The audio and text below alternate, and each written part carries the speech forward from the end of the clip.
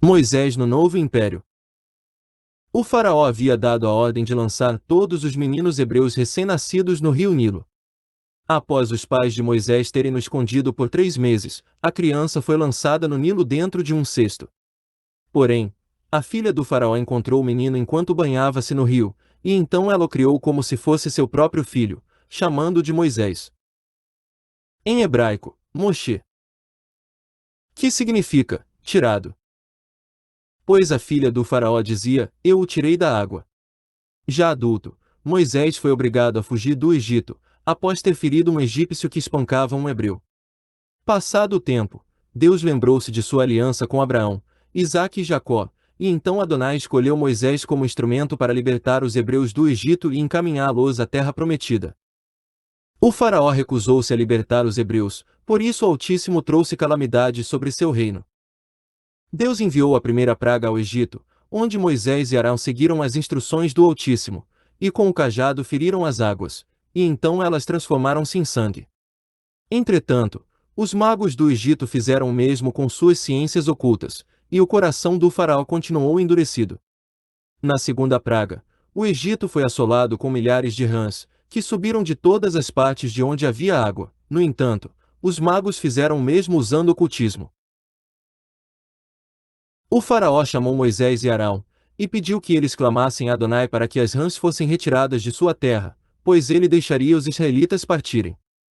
Então, Moisés clamou ao Altíssimo, e todas as rãs morreram. Porém, quando o faraó sentiu-se aliviado, ele não cumpriu o acordo e endureceu o seu coração. Na terceira praga, Arão feriu o pó da terra, e apareceram muitos piolhos nos homens e animais. Entretanto, os magos do Egito não foram capazes de fazer o mesmo com suas ciências ocultas, e eles disseram ao faraó: Isto é o dedo de Deus. Na quarta praga, o Egito foi assolado com enxames de insetos, porém, Gósen, onde viviam os israelitas, não foi afetada, mostrando a todos que Adonai é o Senhor desta terra. Na quinta praga, houve peste sobre os animais dos egípcios. No entanto, com os animais dos israelitas nada aconteceu, e nenhum deles morreu. Contudo, o faraó continuou com seu coração endurecido, e não deixou o povo de Israel partir.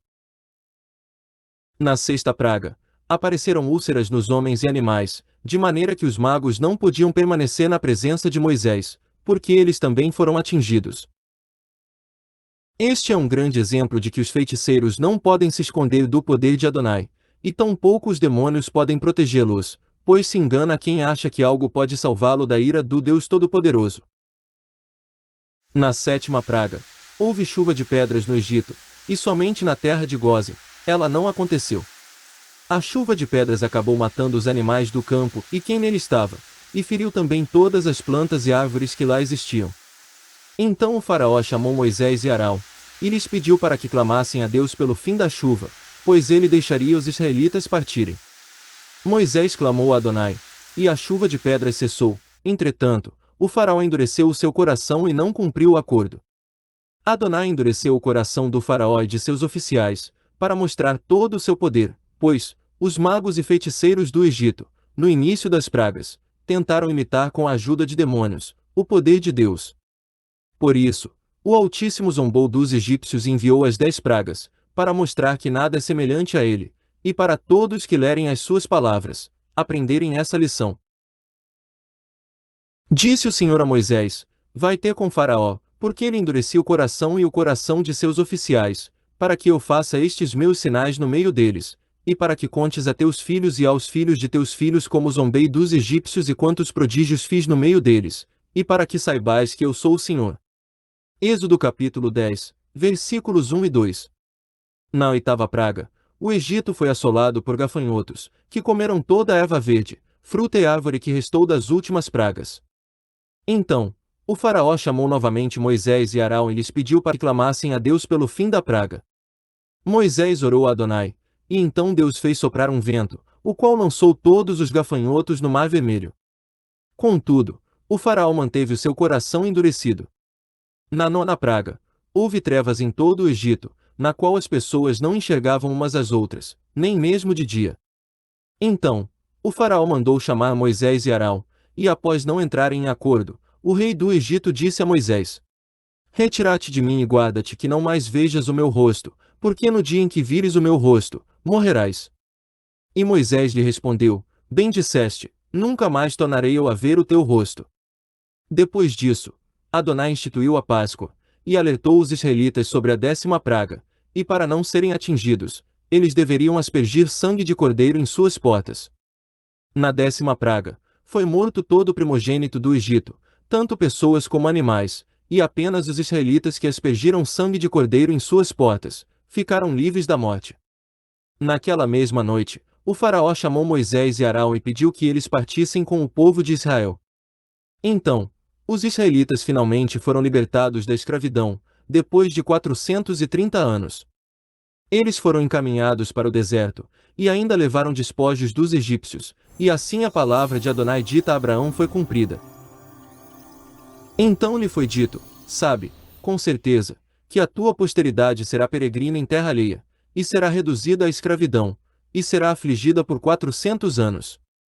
Mas também eu julgarei a gente a que tem de sujeitar-se, e depois sairão com grandes riquezas. Gênesis capítulo 15, versículos 13 e 14. Os hebreus foram guiados por Deus no deserto através de uma coluna de nuvem de dia, e uma coluna de fogo à noite. O faraó arrependeu-se de ter libertado o povo de Israel, e por isso os perseguiu. Adonai fez grandes milagres, e abriu o mar vermelho para que os hebreus atravessassem em solo seco, e depois o fechou diante do faraó e os egípcios, os quais morreram afogados por conta de todas as abominações que praticavam, afrontando o Deus vivo com a idolatria.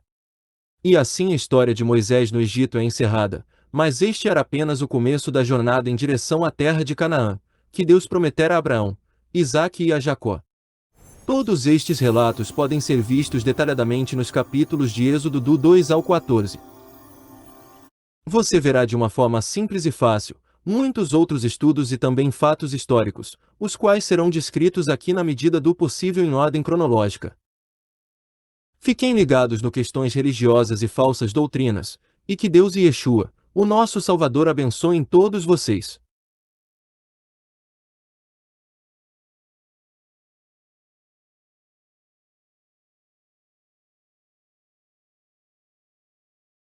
Mantenha-se na fé, pois a volta de Yeshua está muito próxima.